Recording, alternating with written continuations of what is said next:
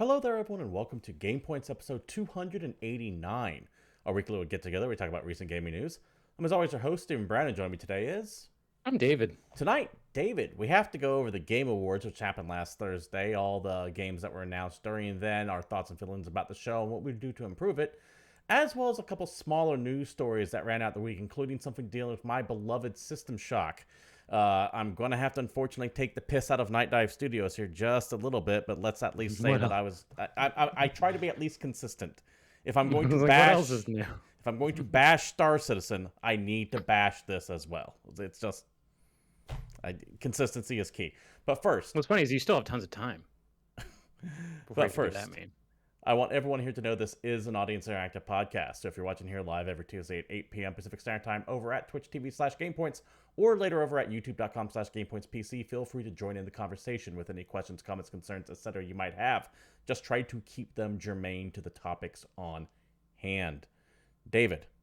Yes. I finally finished up the Halo Infinite campaign over the weekend. Oh, yeah, that came out. I was shocked by the number of just glitches in a series that is, I've never had glitches in before in that. And I was shocked by the number of reused assets I saw top to down throughout it. I didn't think it was that bad at first, but as I kept playing that game, I suddenly realized, wow, there's a bunch of shit a bunch of reused, like I said, reused assets over and over again. There are no real big set pieces. It feels like the story was disconnected from everything else, but that is an artifact of an open world game. That's just kind of how that is, and it is essentially an open world game. It really did feel like they were just hell-bent on releasing that before next year. Well, they had to. They have to have it come out, right? They can't keep delaying things. I feel like it should have been, though, because I think this is to its detriment that it came out like this. I'm glad multiplayer seems to be reasonably well received, albeit with major issues like we've talked about before in the past. But I was just shocked by how lazy isn't the right term, because a lot of work went into this, and it does do some impressive stuff on a technical level. But how rushed. Yeah, that's a good word for it. Rushed this campaign seemed. I expect more. Some could say crunched. I don't know if I would go that far because I don't know the situation as far as that goes. But I do expect more from what is, for all intents and purposes, Xbox's flagship franchise. Mm-hmm. Like, imagine a rushed Mario game. It would never happen. Yeah. Outliers aside, but you would never see like Mario Odyssey rushed or Mario 64 rushed or anything like that. So yeah, Mario Odyssey was my game of that year, to be fair. Rumor mill spinning up on Mario Odyssey 2 being announced soon, by the way. Hell yeah. I'm way more excited for that than Zelda Breath of the Wild. Don't know if that's actually going to happen. That's just the rumor mill starting to kick up, and people who have like credible track records are starting to kind of jump on that train now too, so we'll see. David, what have you been playing? I finished the Hex.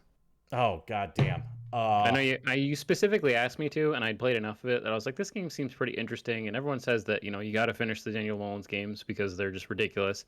And yeah, for sure, it is. That ending is amazing. I love that ending. That ending is terrific. Oh, that ending. I can't. I know that game's old, and I want to talk about it more, but it falls, we've said this before, it falls in that category of the least you know about it, the better. Yeah, and I don't know if it qualifies for if it's 7+ years old. I don't think it is, so I think we can actually leave it spoiler free.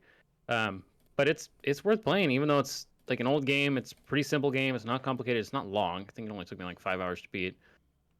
But that whole, I'm gonna call it ending monologue section. Fuck, dude. Yeah, especially. I will say one thing. Just that line was like, "I thank you for letting me get to meet my maker," and I'm like, "What the fuck is going on?" And then the end happens. I'm like, okay. Yeah. Also, this I don't think would be a spoiler, but I could say pretty safely that Sato, one of the greatest video game villains of all time. Yes, absolutely. Just hands down amazing. Yeah.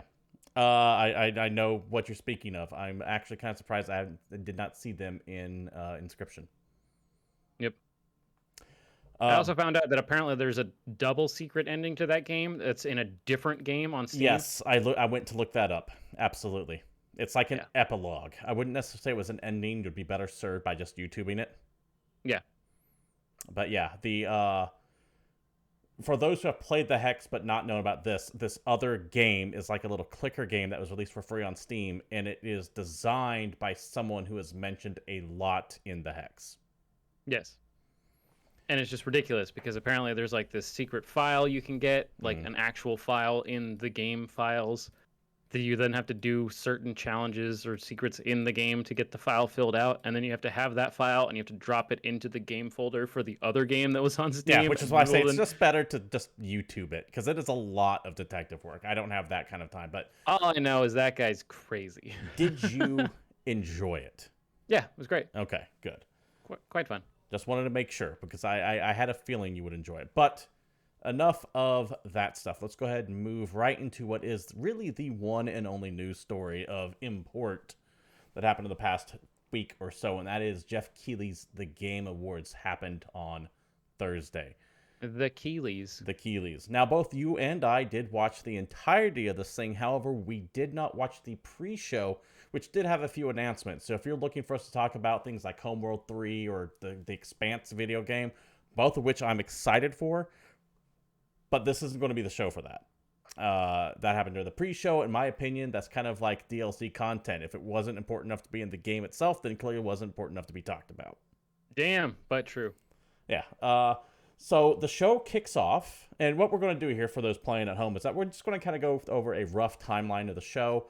We'll occasionally pause during certain things that we want to talk about or elaborate upon, but we might go through some games very quick. We might take a little bit longer on each. If you all see something that you want to elaborate more on, either let us know in chat or down in the comments below. But let's start off with the fact that Sting comes out and sees that song to Arcane, which is that Gangbusters League of Legends show on Netflix, which I still have yet to see. It's great. And I think we had talked briefly about the fact that you kind of have no interest in it, but I know people that specifically hate Riot Games and League of Legends, and they still liked the show. Okay.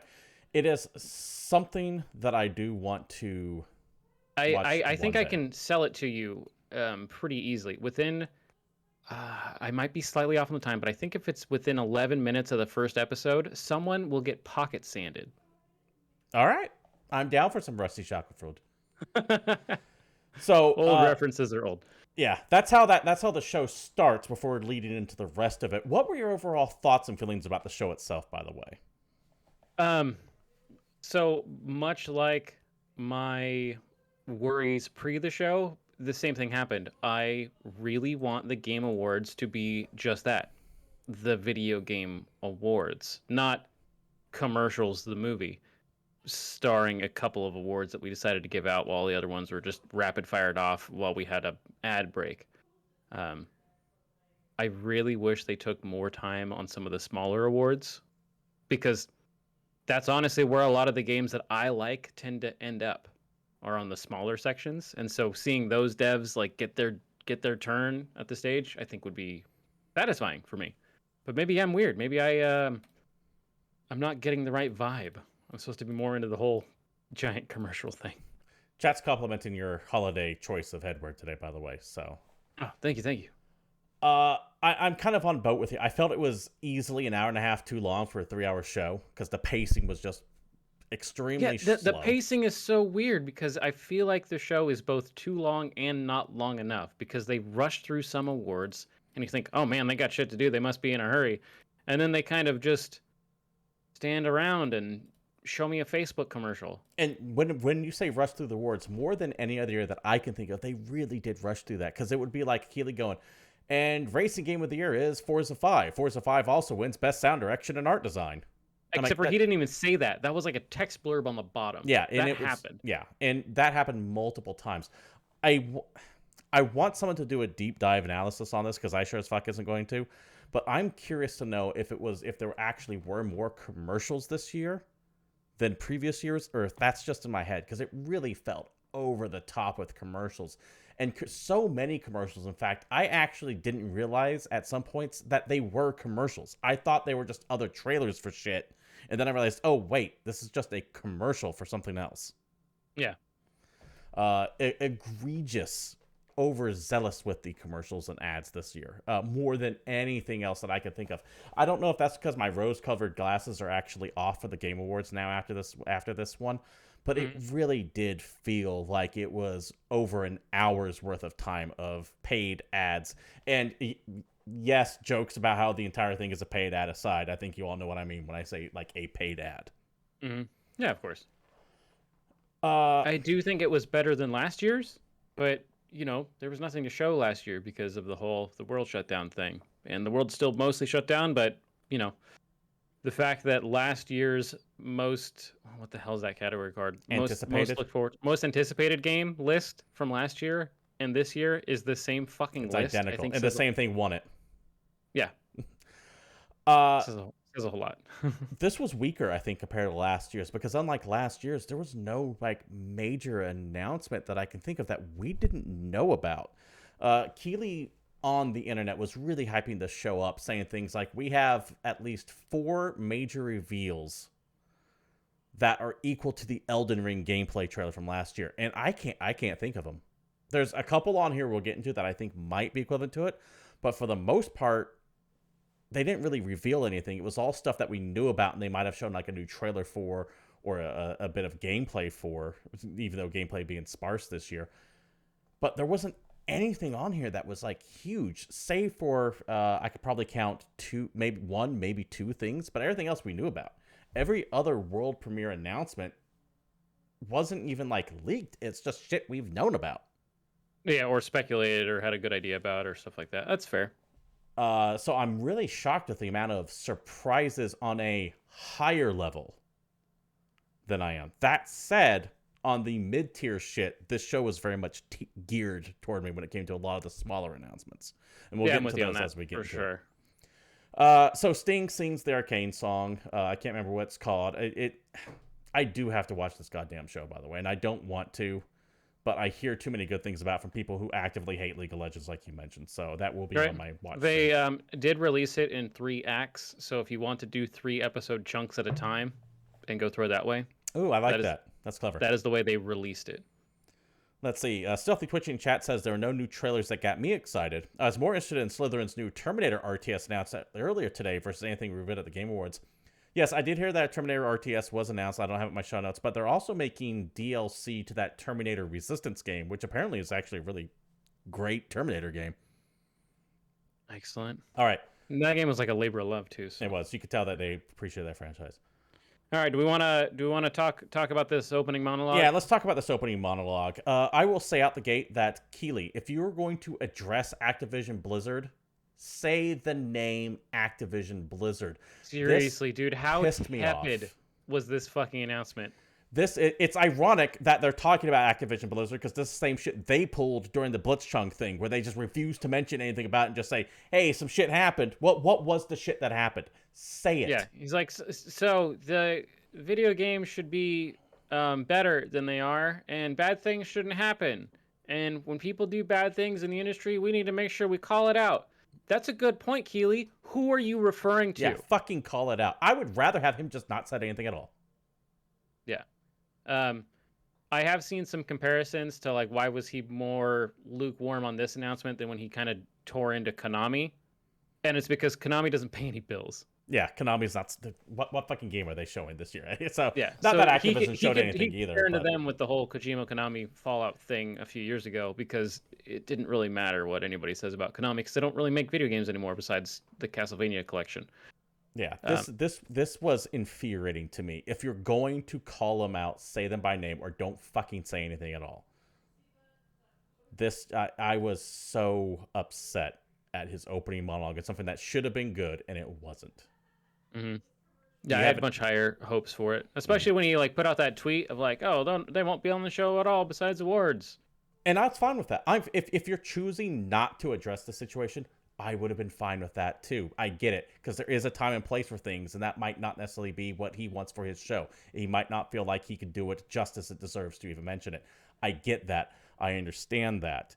Yeah, I feel like he was under the, if I don't say anything, they'll flame me for it. If I do say something about Activision, I'm going to get in trouble. If I do say something and don't say Activision, they're going to flame me for it, but maybe not as bad as if I don't say anything at all. Like I feel like he weighed that out and made a decision. And get off the fucking fence. Yeah, basically. Either like go all in on your statement, or don't make one. But fuck this weird half measure shit. I hate it so much. And if you don't say anything about it, have the balls to say, hey, my award show was meant to celebrate gaming, not talk about the horrible abuses that are happening. We can talk about that later. He could have given like a 30-minute thing, like put it on the Game Awards separate from that if he wanted to. I get why he didn't want to say anything about it. But I'm just repeating myself at this point. All right, well, let's go into the first world premiere. Even though they didn't have that guy. I miss that guy. Yeah, I do like the world premiere guy. I don't know what happened to him. Maybe they couldn't afford him anymore. But then again, with the amount of ads crammed into this goddamn thing, I don't see why they couldn't have. Right. Maybe he's working on a Mortal Kombat or something. They started off with a trailer for Hellblade 2. This game looks fucking amazing. Senua's Saga. Yeah, really excited to play this. Yeah, that throwing those flaming spears at that giant looked bomb as shit. But what a weak game to start with. And that's not to say Senua is bad, but when you have been hyping up your game show for weeks saying expect massive announcements on the line of like the Elden Ring gameplay shit and everything like that. And then open up with a admitted AA game franchise. Yeah, and it looks great. I am not trying to take anything away from Hellblade 2, but this is something we knew about. This is something that's been announced for a long time. That first one was awesome, and I'm willing to bet the second one's going to be awesome. Mm-hmm. But yeah, I see what you're saying. It's not quite big enough to carry the whole show. No. What I would have expected it to open up with is what they showed next, and that's Star Wars Eclipse. Now, Star Wars Eclipse is what that rumored Quantic Dream game that we've been essentially more or less knew was happening over the past few months. Mm-hmm. It's a Star Wars game set during the High Republic era. It's going to be Quantic Dream, so expect it to play along the lines of Fahrenheit, Indigo Prophecy, Fahrenheit/Indigo Prophecy, Heavy Rain, Beyond Two Souls, etc. Detroit Become Human. That's the most recent one I was trying to think of. What was your takeaway from this? Because I got some feelings about it. I don't know, because it wasn't a video game trailer. You know what I mean? Mm-hmm. It's a concept trailer. So it doesn't do anything for me, because at this point I think we've seen so many like reveals and CG whatsums that I'm just really cynical about it. And I'm like, okay, cool. This doesn't tell me what this game's gonna play like. This doesn't tell me what the game's actually gonna look like. This doesn't even tell me what the game's about. Like, this did the same thing that just putting a Quantic Dream presents Star Wars Eclipse. It might as well have been a logo with a name. Yeah, it might have well been the Bethesda logo thing, because it gave me that much satisfaction. Which sucks, because I want to be excited about it. I don't know. I was bothered by this trailer because while they keep saying like it's set during the High Republic, which is supposed to be 200 years before the Clone Wars movies and everything in there, they kept showing shit that looked like it was from the Clone Wars. Like, why am I seeing Trade Federation ships getting shot at? Why do I see a picture of Yoda in the Jedi High Council chamber? Now I get Yoda's 900 years old. He could still be alive during this time period. But shit looked like they just lifted it from the Clone Wars movies and put it in here. And it's like, it's been 200 years. Give us some kind of structural change to differentiate. Nope, everything looked the same for 200 years. And that bothered me a little bit. Disney's making a big thing about the High Republic right now because they want this to kind of be an expanded playground they can fuck around in. Yeah, they want to make their own EU, right? Because they cut out all the old extended universe stuff from the canon, which doesn't actually matter. If you like the old stuff, you can still go look at all the old stuff. But they want to make their own history of Star Wars. Mm-hmm. But I don't feel like they have as much of a cohesive vision. Like, say what you will about George Lucas, at least he had one giant thought in his head. It was ridiculous, but it was one giant thought. This did nothing to differentiate itself from anything that's already been done before. I'm like, okay, cool. I see a bunch of shit that could have been trailers from other games or movies thrown in here. This game has no identity of its own other than the fact that it was made by Quantic Dream and there's some motherfuckers with drums. Mm-hmm. Beyond that, this might not even play like Detroit Become Human or the other Quantic Dream catalog. This could play completely different. This did nothing to tell me what the hell's going on here. Mm-hmm. So, Okay, I get it. This game's coming. It's probably going to be minimum 3 or 4 years away, according to Scuttlebutt, because Quantic Dreams had some rough times at the moment. And from what I hear, this game is very much in early development. So, cool, but this is not the time to show that yet, if it's that far out. Let alone tell me nothing about it. Yep. Moving on from that point, we got an extremely quick teaser, kind of in the same vein as Star Wars Eclipse, for a Wonder Woman game. Finally. What do you think about this one? Because I too have some ideas of what this could be. Okay, I don't know what this is, but I do know that Wonder Woman is the final character of the DC Trinity to get a video game. Because I thought about it, and I'm like, wait, is this legitimately her first video game? And it totally is. Wonder Woman's never had a game before. Not even like a shitty Nintendo game or anything like that? Zero. Like Batman, Superman, they got games. Wonder Woman never got a game. And that seems like, wow, that seems like an oversight. An easy IP. Like, why wouldn't you do that? So this coming from WB, being made by Monolith Productions. Monolith, do you know what all the games they made, by the way? And this will give you a clue as to how I think this is exactly going to play. No, what did Monolith do? Monolith did Shadow of War and Shadow of Mordor. Oh, dang. Which makes me think that the Wonder Woman game from them would play a lot like that. They might even have some kind of nemesis system thrown in. Okay, so that makes me... I'm like optimistic because I like some of the systems in those games, but obviously the last one had some pretty fucking egregious like pay to win nonsense in it. Let's move on. Let's move past beyond the pay to win, because that is not necessarily a function of gameplay outside being I don't necessarily want to divorce it from gameplay, but the core experience beyond that point was good. Yeah, those games are fun. I enjoy those games. But the WB of it all made the second game very, very bad in my eyes. Okay. Wilson's Corner chat saying the game will apparently also have the Nemesis system, so there could have been an interview. I did not hear that interview. I just knew that they recently re-upped they actually copyrighted or trademarked one of the two, the Nemesis system, as an idea. Can't wait to beat up Cheetah a bunch of times. You don't do that unless you can put it into other games. So yeah, that's cool. I like DC. We've talked about that before. I'm a DC nerd, not a Marvel nerd. I think a Wonder Woman game in the Shadow of War Mordor universe could be excellent, because Wonder Woman is not... She is superpowered, but she's not Superman, so she doesn't run into that how do you make a game against a man that can literally kill anything. Yeah, because she can actually just sword and board people. Yeah. Like, there is the sword and shield version of Wonder Woman that just runs around and melts people. So that could actually have a lot of potential to it. Maybe not with the stealth elements, but take that combat system, put it in to here. I think you can actually get something good from this. I'm looking forward to that. I mean, I'm still of the, you can take that old school Arkham Asylum combat system that's been shoved into every single superhero game since then, and just put it everywhere. I'll play it. It's still fun. Stuffy Twitchy in chat even mentions as such. They say, I wonder if the game mechanics are Spider-Man web slinging via Wonder Woman's lasso and Batman Arkham Knight beat 'em up with close combat. I hope so. That sounds awesome. Yeah, I'd be fine with that. I get the complaint that they might not necessarily be original, but when it comes to traversal, when in a superhero game, I have seen nothing that comes on par of that Spider-Man game on PS4. And when it comes to hand, I mean, there's a reason why fucking everything rips off Arkham or the Arkham series, right? Yeah. I can't wait for the scene where there's a bad guy and he's in a chair and she's got the lasso of truth on him and she's asking him questions about what to do next. Oh, what if... Because you know that's going to be in there. Yeah. Does she have the lasso of truth in the new movie? I haven't seen any of the new movies. I haven't seen either one of them. She has a lasso. It is the lasso of truth. But does it make people tell the truth? In the first Wonder Woman movie, yes, it makes Chris Pine tell the truth. Okay.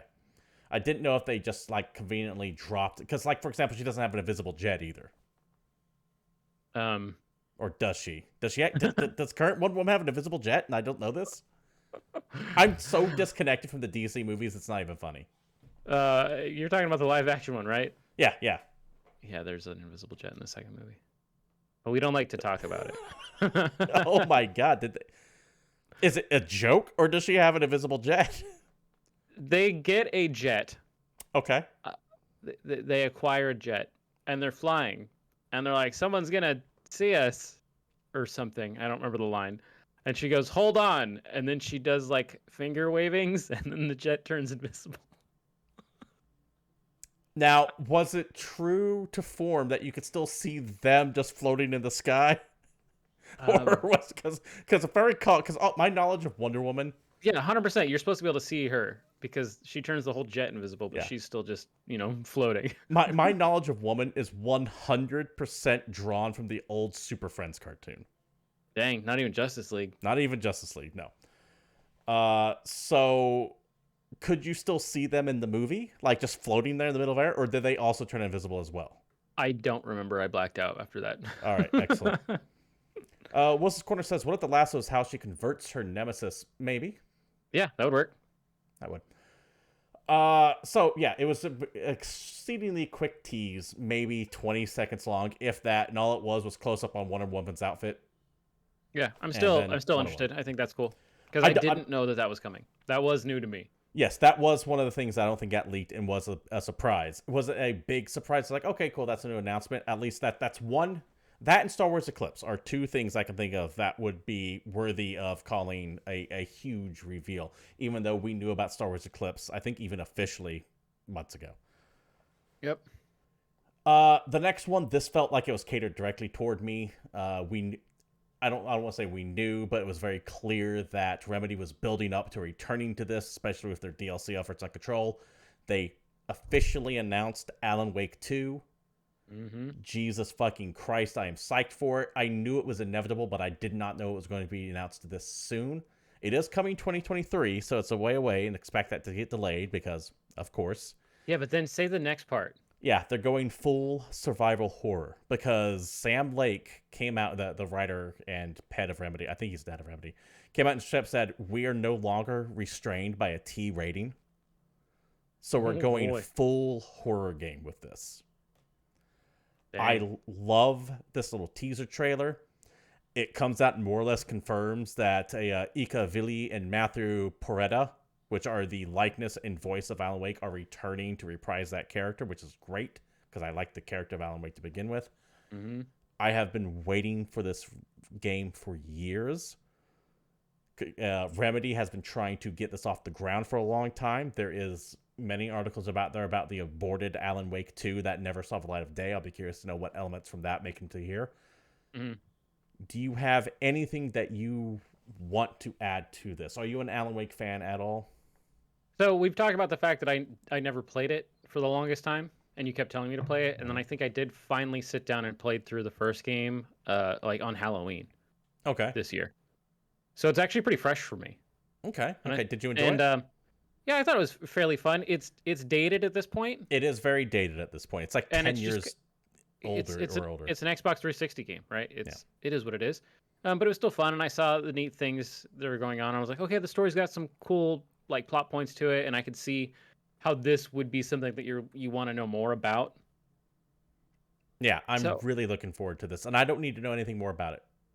Yeah, now you can just have that game come out. This game cool. I want to. 100% blind for. Yep. After that, they had the best announcer of the night, in my opinion. Who was that? Ben Schwartz. Jean-Ralphio himself. So, okay, this guy, I remember watching this when it happened live, and Ben Schwartz came out, and I remember going, who? And he looked familiar, but I have no idea what this man's been in. He's Jean-Ralphio from Parks and Rec. Never watched Parks and Rec. Well, he's one of the funniest characters from a very funny TV show. Okay. That would be why I didn't watch it. I don't enjoy humor. What's funny is I had no idea that he was the voice of Sonic. I didn't either. Did not know that. And then he's like, yeah, we're going to show you the trailer to Sonic 2 because, I'm Sonic. And I was like, what the fuck? You're Sonic? I kind of tuned out for this because I didn't watch the first Sonic. I will say I appreciate that Idris Elba is Knuckles in it because I'm really looking for him to say, what's it take to make a hedgehog bleed? Yeah, that's pretty good. Tails is in it and it's being voiced by the person who voices Tails currently in the cartoon. So I love the consistency there. Yep. And yeah, she's the only character that's not too famous to be replaced with an A-list Hollywood actor. Yeah, exactly. It can't replace her with Chris Pratt. Yep. And one thing I saw in a trailer for this that I really appreciated was apparently the henchman of Dr. Robotnik in the first movie is running a coffee store called The Mean Bean. So Dr. Robotnik's mean bean machine, somehow they worked that into this. That's pretty good. And I appreciate that on many levels. Do you care about Sonic at all? I'm gonna watch that movie. I thought the Okay. first one was really funny. I hear good things about the first one, but Now keep in mind it's not for you. No, but I it is understand a solid. that. It's a solid kids movie. I understand that it's not for me. I do fully grasp that if I go in, that is going to be a kids movie. So I would not judge it as a movie meant for me. It's Jim Carrey just kind of like chewing the scenery and going to town, being Jim Carrey, like you haven't seen him what he do does in a best. little while. And yeah, I thought it was funny. They followed that up with another trailer of Horizon Forbidden West, which I actually I don't need any more trailers. Just release it. I'm gonna buy that game. I don't need to see anymore. I couldn't even tell you what was in it because I was at that point interacting with chat. I was checking the internet. I was like, I'm sold on this. I don't need any more. Yep, that's where I am. I was sold on this last year. They announced Final Fantasy VII Remake coming to PCs as an Epic exclusive. So we knew it was going to come on PC eventually, but then remember when they had put that original teaser out and it said on PC later, and then they cut that part out so it didn't say that anymore. But we're like, well, you guys kind of let it out. So yeah, we the knew cat's out of the bag at this point. But it is going to be on Epic, and yeah, shout out to Sony. It's going to be $70. Somehow, Square Enix has the gall to charge $10 more for a game that they have given out for free on PlayStation already. Yes. They've given it away for free. They're going to charge $10 more. And yes, it is Intergrade, right? So it's the DLC version. But I don't really get the whole it needs to be $10 more argument when profits on the gaming industry are up higher than they've ever been. And part of the reason that games used to be cheaper on PC is because of digital distribution and the fact that they didn't have to print discs. So I really don't get this. Coming exclusively to this digital thing where we make more of a cut than we do anywhere else, it's $70. I mentioned this while not necessarily being that upset about. I'm more upset at the fact that they're charging more for the game than it was when it first came out than the fact that they're just charging $70 to begin with. Because when you account for things like inflation and all that, $70 per game is still cheaper than games have been back when I was growing up. Yeah, but who cares? The minimum wage was like the same when you were growing up, so it's a fucking moot point. Fair enough. I'm just saying, I remember when Chrono Trigger came out, and that fucker was like, or Final Fantasy 3 rather, and that fucker was $89.99 for a Super Nintendo game. Yeah, that's fair enough. $89.99 in 1992 monies, which would have been easily $250. Houses were a quarter of the price. Like, I don't understand this argument. It literally doesn't matter. So yeah, Final Fantasy VII Remake coming on Epic exclusive, it seems. No word if it will eventually make its way to Steam, because as we have learned, the term exclusive means fuck all now. It just kind of means... It's a Sony exclusive for a year, and then it's an Epic exclusive for about 6 months. Or it could just never come to Steam. We don't fucking know, because like the term exclusive means nothing anymore, though I would expect this to be a 1-year paid exclusive for Epic. Yep. They showed a live-action trailer for The Witch Queen. The Destiny 2 Why are they doing it in live action? That threw me off too, by the way. I didn't know what the fuck it was because it was in live action. And I was like, "There's no way." I was like, I didn't know what was like happening until she said, "Then my ghost brought me back," and I was like, "Oh." I was like, "Yeah, this doesn't sell me a video game." This looks like Destiny, but I don't. It's live action, so I didn't know what the hell's going on until that happened as well. It's more Destiny. I'm kind of looking forward to see where they go with the plot on this one because I like the idea of Guardian Hive. But we'll see how that shakes out. All right. We have vast different opinions on this, so how about you start? Where do you want me to start? I'll start. Okay. Do not tease a fucking horror game by saying a famed Japanese creator hyping up what we all know Keely's connection is with someone, and then at the beginning you drop a credit to this man creating Silent Hill and have it not be fucking Silent Hill. You can't do that. They showed a trailer for Slitterhead, which, as far as horror games goes, looks awesome. Awesome and really fucking weird. It looks very Japanese horror. It looks like it takes place in the Wulon walled city. If you've ever like taken a look at that shit, where there's like this massive like, think of the most dystopian cyberpunky city that you can think of, where shit is just stacked on top of each other over a like 1 square kilometer radius, and that is the real Wulon walled city. Dang. And that's what this looks like.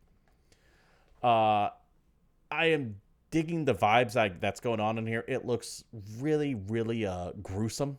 I'll be curious to see if that actually comes through, because their gruesomeness was obscured by shadow or silhouette. Mm-hmm. But, like I said, this trailer did itself a disservice, because with the setup, everyone immediately thought, oh fuck, this is it.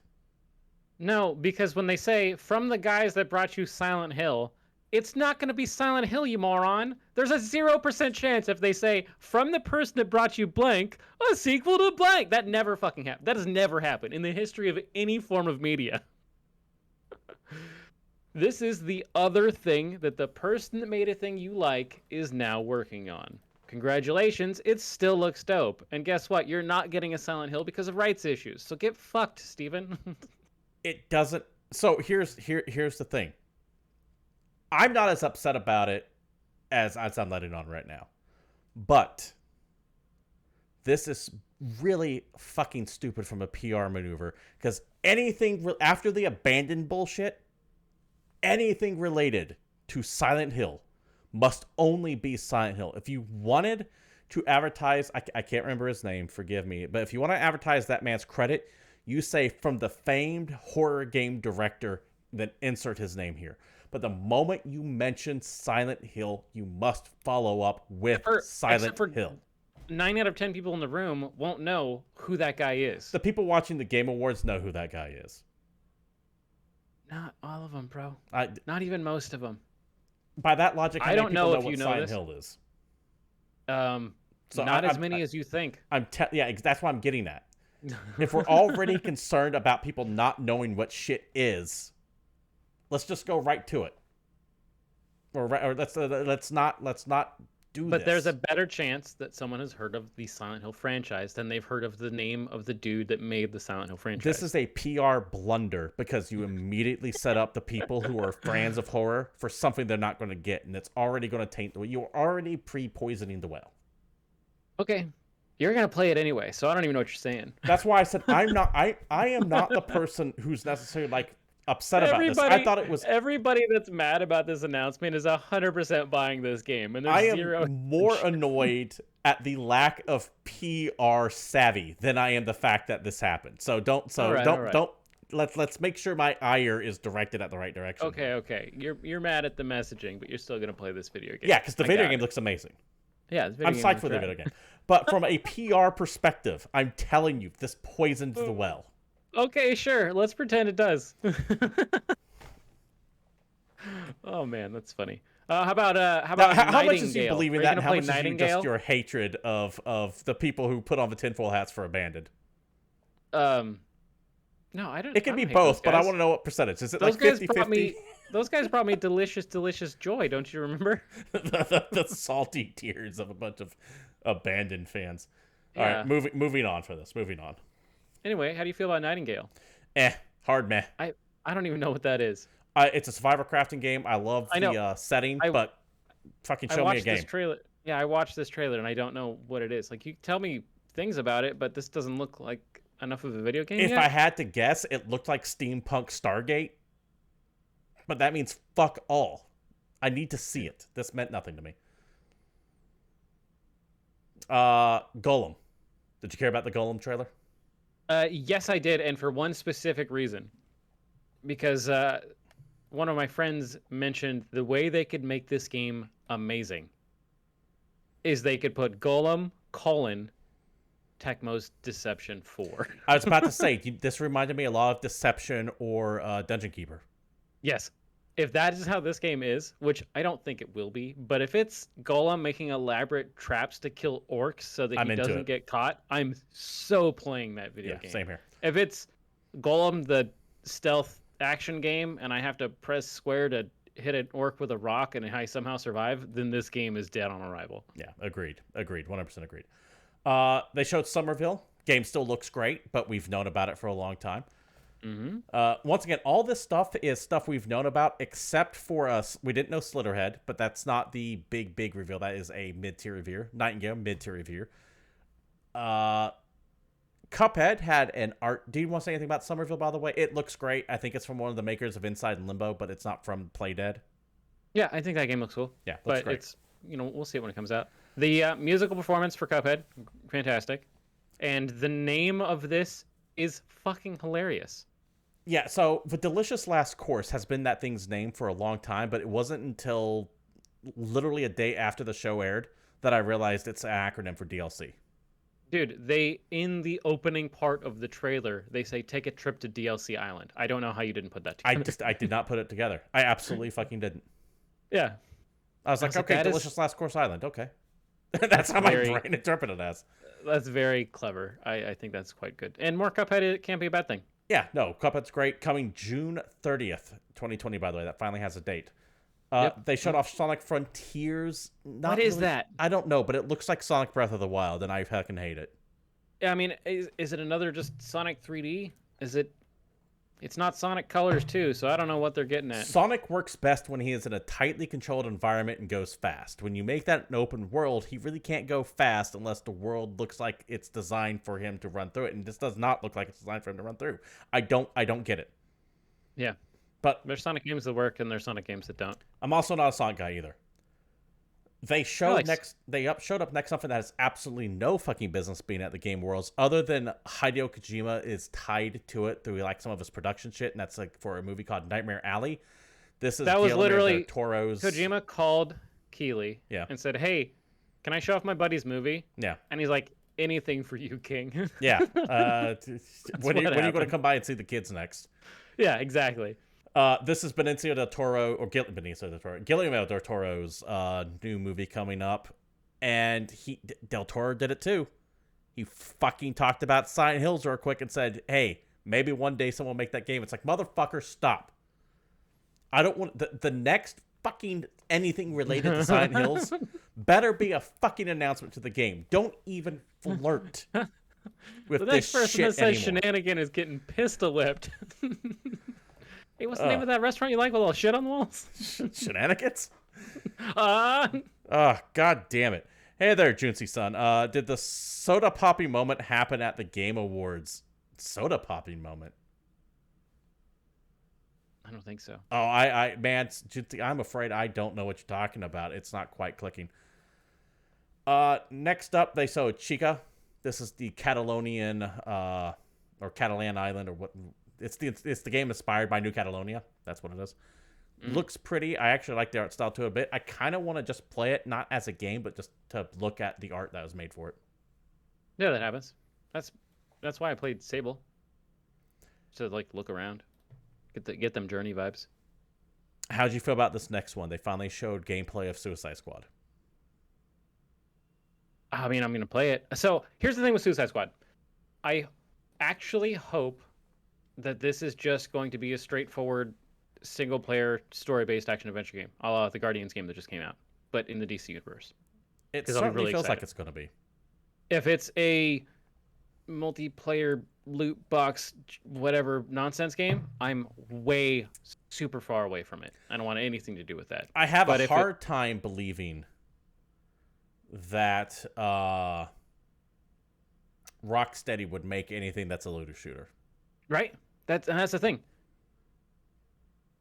I'm here for anything they show up with. All right. Yeah, they showed Killflash. I feel like we should have had more to say about this, but we just don't. I was excited. So they showed off both of those games at the same time, right? When they first revealed, there was the Suicide Squad one from Rocksteady, and then there was the Gotham Knights, Batman and the Kids one from whoever's making that game. And I'm still focused on the Rocksteady one. The other one I think looks cool, but I'm pretty sure that was the verticalist slice of vertical slices we've ever seen, because they haven't said shit about that game ever since that reveal trailer. Right. Whereas Suicide Squad, hey, still got to mention here. So this game I think is going to come out, and it'll probably play pretty well, because I think my disconnect is, because I'm actually excited for this game, but I think my disconnect is... It's not the team that made Batman Origins, man. I'm excited. Let's go. I think my disconnect is this trailer didn't bring anything that I didn't already know. Like, okay, sure, they showed gameplay. All right, cool. Your gameplay is very reminiscent of what I saw in the story trailer for it. Like, I saw the gameplay, went, okay, cool. that's kind of what I expected from the trailer. If anything, your trailer was actually to life to the gameplay, so I didn't get blown away by what I saw. That's not a bad thing. But I actually like that because it's hey, check it out. We kind of delivered on that thing we showed you. Yeah, it's not a bad thing by any stretch of the imagination. It just has the unfortunate side effect of me not getting more hyped for your game because it looks like it did before. Let's see. Junsi says the soda popping moment is him as a guest, and he said that every game this year sucked and started to cuss them out. I don't remember that. I don't think that happened. Yeah, I don't remember that at all. Forspoken. This is a game that I have absolutely zero interest now, and every time I see a trailer with it, I get more and more bored by it. Wow, that's ridiculous. I think the movement in this game looks fucking dope, and I'm actually really curious what this game's going to play like. I will say this trailer sat in my mouth a little bit better than the previous trailer because it had way less Joss Whedon bullshit dialogue banter, which I'm completely over at this point. I am over the whole sarcastic end of the world feeling, and everything's just... The end of the world is the equivalent to these people as getting like a fucking latte. And I'm kind of over that conversational... I blame Joss Whedon for that, but I'm over that style. It just... It's your new zombies? Yeah, it's my new zombies.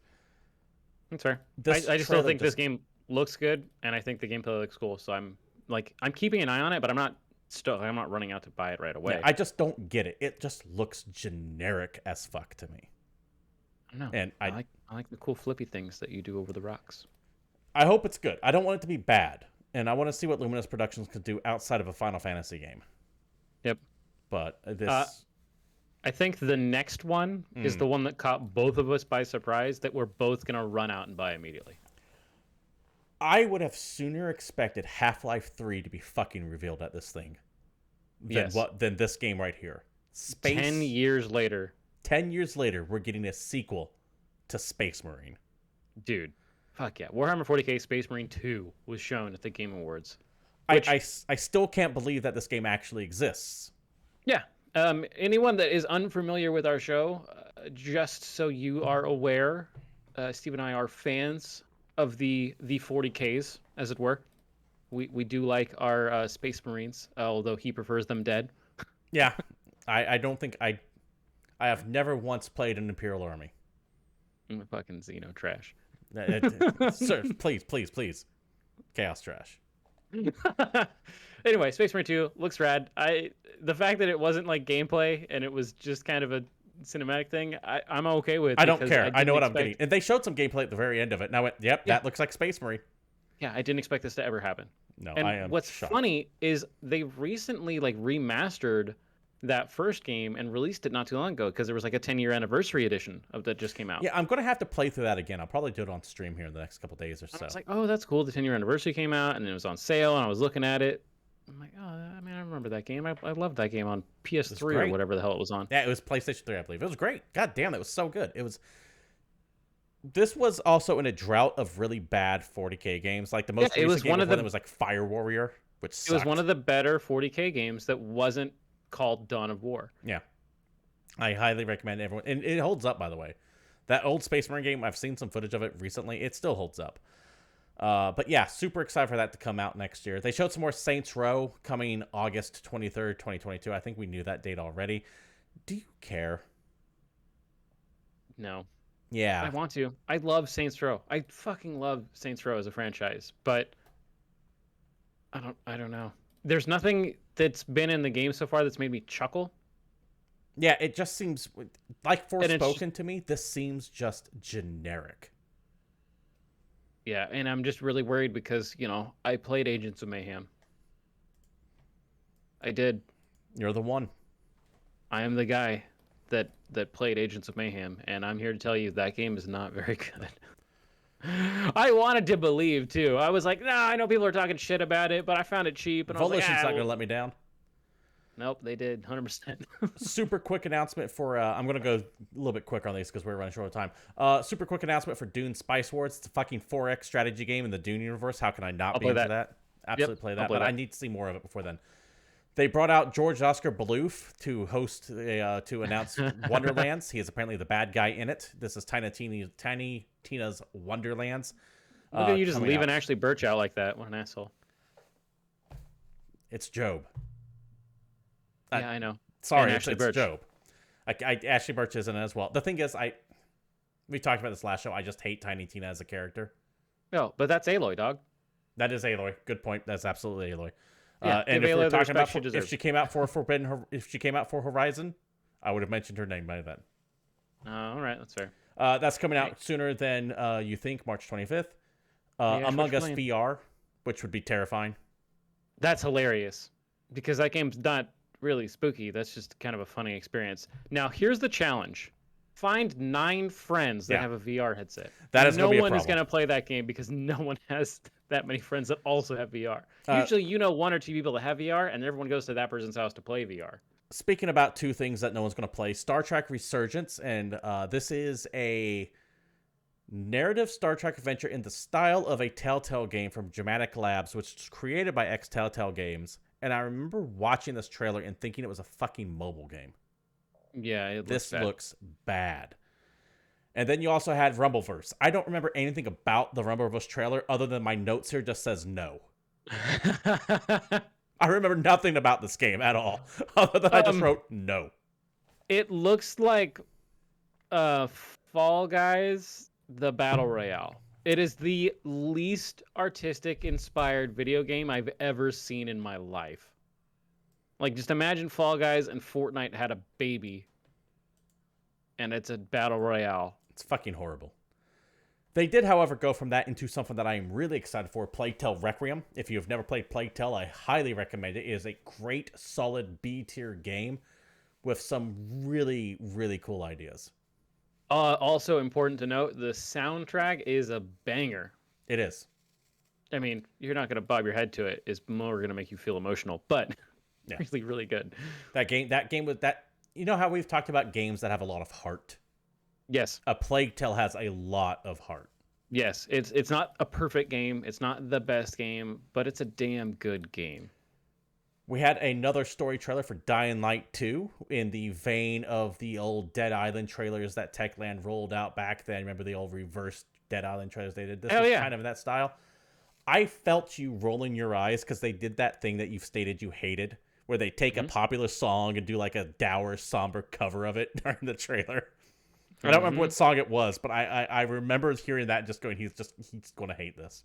I legit got up and made a drink. I don't need any more in Dying Light 2. I know what the game is. I know it's coming out soon. I'm going to get it. I'm looking forward to it. It's gonna come out in the apocalypse that is early next year. And good. It's funny because that is their window, right? That's when they came out the first time. Mm-hmm. But now it's so busy. Now everyone wants some of that Dying Light money. Everyone wants that Dying Light money, and Dying Light 2 has to fight against the people they created. Crossfire X. Crossfire! Do you have anything to say about that? Raw Crossfire. You'll get caught up in the... Hey, one of the greatest marketing campaigns ever, if you want to go back to the PR thing, because we all remember that fucking commercial for let's be real here, a bad, horrible board game from like 1987. I didn't even know it was a board game. I thought it was like a top or something. They showed a trailer for that. They had Imagine Dragons come out. Can we talk about what is single-handedly my biggest disappointment in the history of the Game Awards?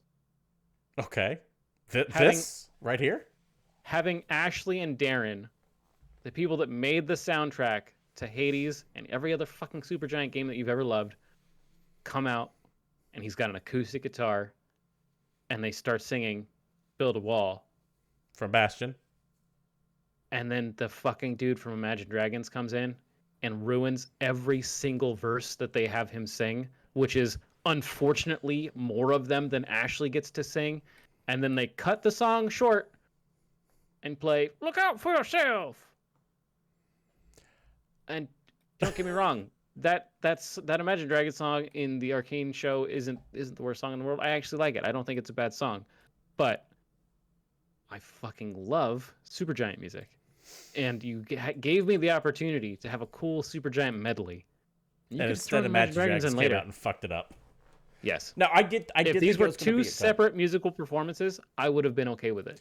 But the fact that they got superseded by Famous Guy really, really rubbed me the wrong way. I did think this was going to be a Supergiant medley for a second. And I was like, okay, Imagine Dragons doing backup to it. I'm good with that. And then it switches to that. That would have been awesome. If they could have given me like 4 or 5 or 6 minutes of just Supergiant stuff, and then did the fade, that would have been okay. But they gave me like 40 solid seconds, and then they went into an Imagine Dragons song. And that, let's be real, it's the Video Game Awards. Yeah. One of those songs is from a video game. The other one's from a video game related piece of media. Which is a that goes back to, we'll talk about that after all this is done.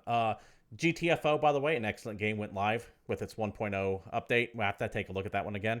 Absolutely terrific video game that is hard as shit. You must play GTFO with friends. Yeah, do not with a group. Do not even bother trying to play that game solo. It's not worth your time. Don't do it solo, and don't do it like you think you can do it with like Back 4 Blood or Vermintide, where you can just pick up a bunch of randos. You need fucking communication really big communication. That's why I like that game. Yeah, it's really cool. One of the many commercials they showed, this was by far the most cynical moment I've ever seen in video game history, when they had Jeff Goldblum pitch Raid Shadow Legends. Yes. I'll just leave it just at in that. case you were wondering exactly what he would do for a paycheck, the answer is any fucking thing. Halo TV series showed. I'm kind of excited for this because one of the vibes that I got from that trailer were, Master Chief's going to be in it, but it seems like they're going to be focusing on like the normal people. But we'll see if that actually comes out. And yes, Wilson's Corner. You asked, is there any reason why every game this year is being marched between January and February of next year? It's so that way companies can get that game on their books for the 2021 fiscal quarter. Because at the end of March is Q4. Yep. That's why everything is then. Because they want that game for and it used to be dead time because people didn't buy games, but that's because games weren't released then. And then, yeah. If it makes you feel any better, about half of what's currently announced then will get delayed. They showed more in Elden Ring. I think both you and I are in that same category that we have so many other things we don't need to see anymore. We're just going to buy it when it comes out. Yeah, I've actually specifically been not watching things on Elden Ring. Okay. Like, I didn't get into the closed beta, and a lot of people did, and there's a million YouTube videos that you can watch people play it. I just didn't. Do you know what Pop Bro is? Yeah. Yeah, they had a Pop Bro come out. I appreciate Pop Bro. I like Pop Bro. He was this year's Muppets. Yeah, he's not quite a chic Hydrobot, but you know, he's a campy character, so that's fine. They showed this thing called Arc Raiders. I'm intrigued, but I want to know what it is. It looks like it's some kind of massive co-op shooter against science fiction-y things, and I am down for a bigger scale Evolve, but someone isn't playing as the monster. You're just all hunting an AI thing. You know what I got? I got Lost Planet vibes off of this. Oh, yeah. The art style is very similar to it, just without the snow. Yeah. And I really liked Lost Planet 1 and 2. All right. And 2 was even co-op. Now, there was some good announcements here, but not the big bangers like I felt like Jeff Keighley was hyping up. So I imagine the last thing they would show would be like here is this new game no one's heard of. It didn't get leaked. And what they fucking end a video game show with is the new Matrix movie. Yes. And they released a tech demo for Unreal 5 that has a Matrix skin on it. But let me be 100% clear here. The biggest game announcement show of the year, because this, in my opinion, has actually topped E3 at this point, because E3 is just a shit show, ended things on a Hollywood movie and a tech demo. Yeah, very weird. That being said, I did install this tech demo on a Series X, and fuck, does it look great. It's an amazing tech demo. Yeah. But it is a tech demo. It's not a video game. No. And it's not going to become a video game. I would rather have seen Eclipse or Elden Ring or something like that end here, but not a tech demo. And I get the feeling that this is one of those things that the people, that WB, who also had earlier sponsorship in the show with Wonder Woman, said, we will give you money, but you will end on this to promote our upcoming movie. Which brings us to what we want to see changed about the Game Awards. Because at this point, I used to give Keighley a lot of benefit of the doubt. I used to think he used to do better every year, but there were a lot of things on it. But this show had such a cynical cash grab on it that I can't help but look at this and go, we talked about it at the top of the show. This year, it felt more like a commercial than I think it has in the past. Mm-hmm. And I know it's a commercial we all tune in for. And, you know, there's sport events that people watch for the commercials. But that's not why we show up to a Game Awards. I would love to see more focus on the actual awards, which is exactly what I said before we had this. I think I said that last week. And I got the opposite. I got more fast forward awards where people got multiple awards in a snippet. And then I got just legit ass commercials. Just give Not me even just give me an hour and a not half even of trailers and yeah, announcements, but just commercials. fucking regular commercials. Yes, they're tailored. But I have all my trackers blocked, so I'm used to getting random commercials. I I'm not have used to tailored commercials anymore. extreme concerns about the sponsors of the show, by the way, because WB, Google, and shit aside, one of the biggest sponsors of the show, you could tell by their commercials, not stuff that was necessarily over the commercials. We saw stuff like the Vermintide DLC, Vampire the Masquerade, Blood Hunt, GTFO, Metal Hellsinger. All of this is under a publishing umbrella known as Level Infinite. Oh, quick aside though, I am fucking stoked for Metal Hellsinger. Does look cool. BPM, but heavy metal, I'm super there. Do you know what Level Infinite is? Nope. Okay, I'll get back to it. And then we clearly had Riot there. There was a bunch of stuff for Arcane, for example, and other Riot properties. League of Legends had a huge presence at this show. And then we had stuff for Funcom. That's when we had the Dune 4X game come out and a whole bunch of other Funcom-related properties. Those three things, Level Infinite, Riot, and Funcom, guess what they all have in common? I'm going to go with the owner. They are all 100% owned by Tencent. Not partially owned, not majority stake. I didn't know that before you asked me the question, but the way you asked me the question told me the answer. Yes. Not part 100% owned. The other big presence at the show was Genshin Impact, which is owned. You mean Genshin? Genshin Impact. Jensen Impact. Adam Jensen Impact. Not owned by Tencent, but MiHoYo, which is actually a party who is allowed access and membership into the CCP. The amount of China Communist Party money infused into this award show should absolutely be looked at with a scalpel. And yes, here I do go again, Wilson, because god damn it, if no one else is going to mention, I am going to. I will be the bulwark against the Red Menace. Yep. But I'm still excited about your Deus Ex reference. The overwhelming amount of sponsorship that came from Tencent specifically in this show is disturbing, to say the least, to me. Maybe that's why they can't talk back about Activision Blizzard. Oh. Keighley wouldn't talk bad about Activision Blizzard, and they had no presence at this show. Mm-hmm. What do you think he's going to do when it comes out to calling out the CCP on the more egregious shit? I don't know, man. Cowardly. Or it's a dude that made a thing, and then eventually the thing became profitable, and now they realize that he has to sell his soul or no longer have the thing, but he likes the thing too much, and there goes die a his hero soul. or live long enough to become a villain. Which also reminds me of the fact that the show did end on an epic tech demo, of which Tencent owns 40% of. I need to bring it back. I can't even tear this guy away. So yeah, do you know what I want changed? Less communist money is what I want changed. This fucking guy. And once again, if you're going to mention abuses in the industry, then fucking call people out by name. But the fact that you're taking massive checks from the CCP via Tencent, to me, means that you're not going to be doing that, and that you're just going to sweep all this shit under the rug. So fuck off with that shit. David, is there anything that you want to change? And to the people who are at home, is there anything that you guys wanted to have changed? I don't know if I have anything I could say that I want to respond to your nonsense. You get so mad about things. Oh, I get it. I fucking I hate understand this you get shit. mad. God damn, I hate their undue influence on this industry.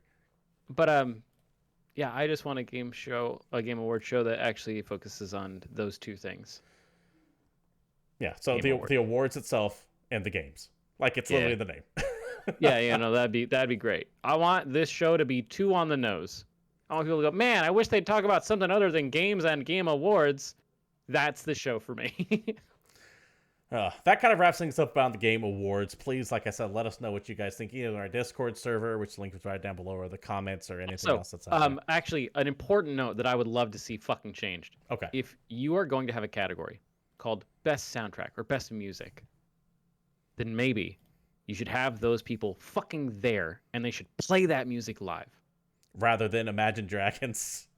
singing, admittedly, I like the Supergiant people, but they picked a song from a game 10 years ago. Yeah. And there's so many good Hades songs. And Hades came out on next gen this year. Yeah. I have one other news story I want to mention because this is actually directly related to my interests, and as we've established multiple times in the past, this show exists only for my own edification to get off shit off my chest. This is via Gematsu. Prime Matter is now publishing the System Shock remake. By the way, Prime Matter is a part of Koch Media, which in turn is part of Embracer, you know, the THQ people. But for some reason, I am fine with them being a massive conglomerate that have undue influence on the Game Awards, sponsoring all their shit. But when it comes to China, fuck that. It will be available for consoles, by the way, the game. Essentially, Night Dive Studios found a publisher for System Shock. It's coming supposedly next year. And this is where I got to kind of take the piss a little bit out of System Shock, like I said at the beginning. And I am going fast because we're running late. System Shock's Kickstarter was in 2016.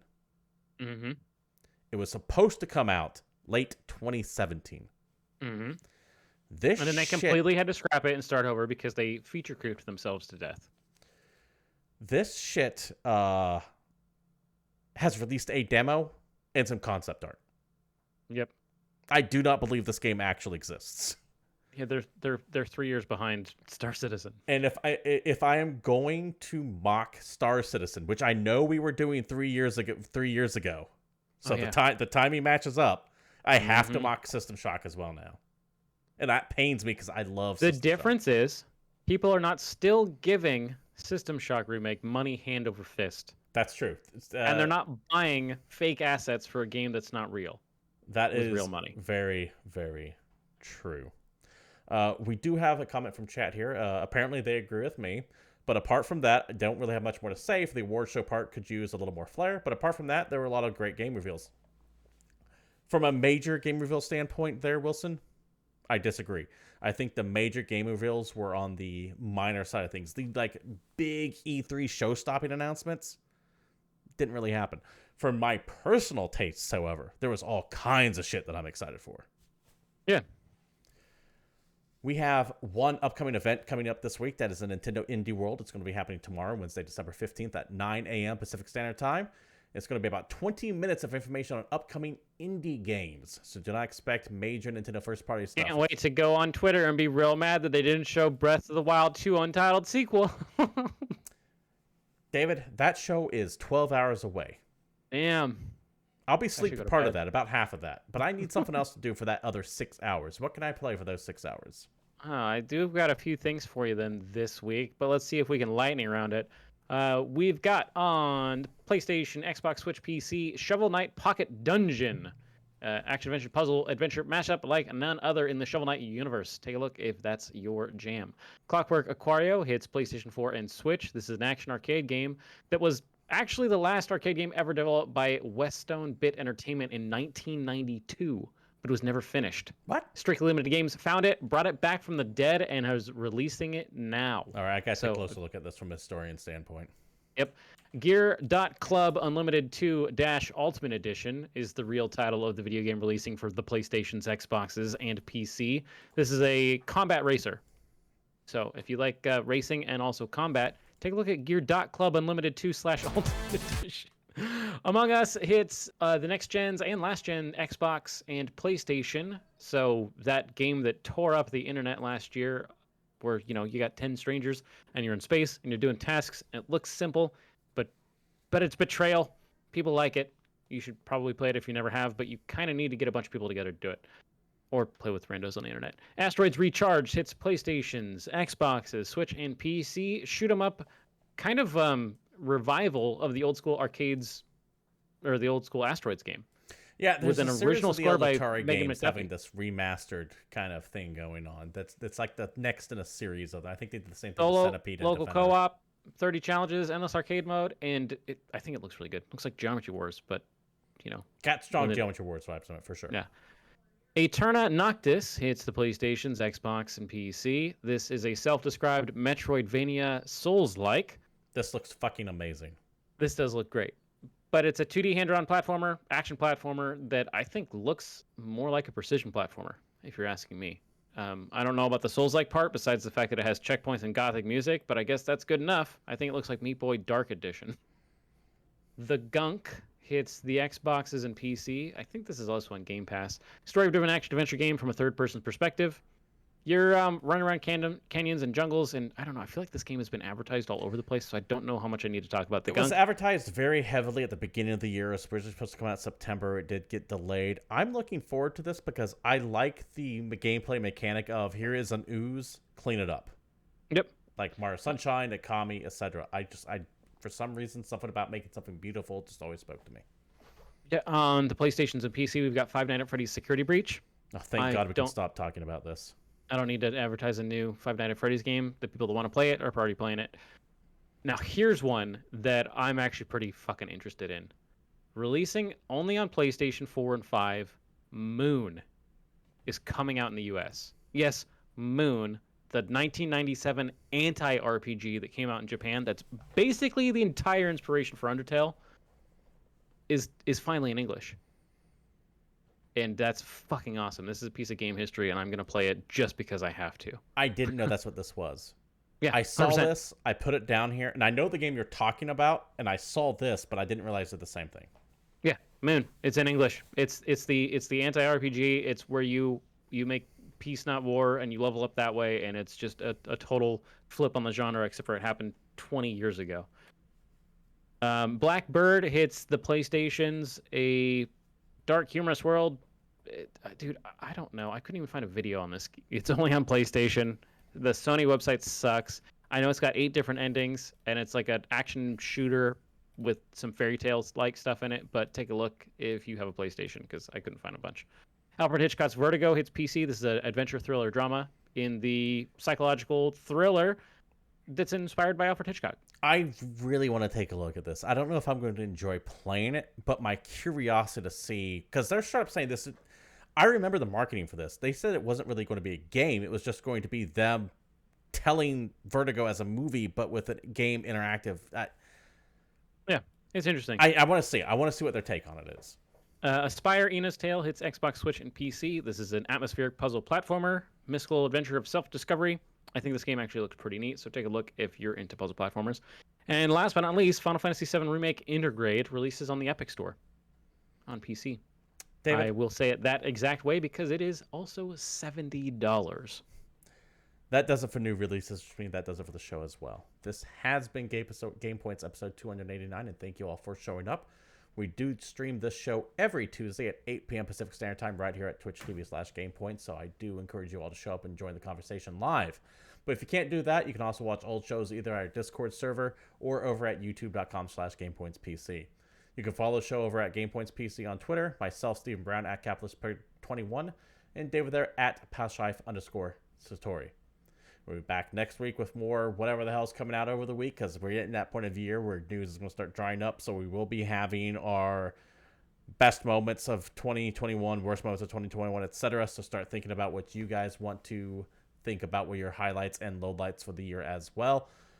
And we will, of course, be doing our 2022 prediction show and comparing notes compared to last year, because I was actually smart enough to put a bookmark that says our last year's notes on there.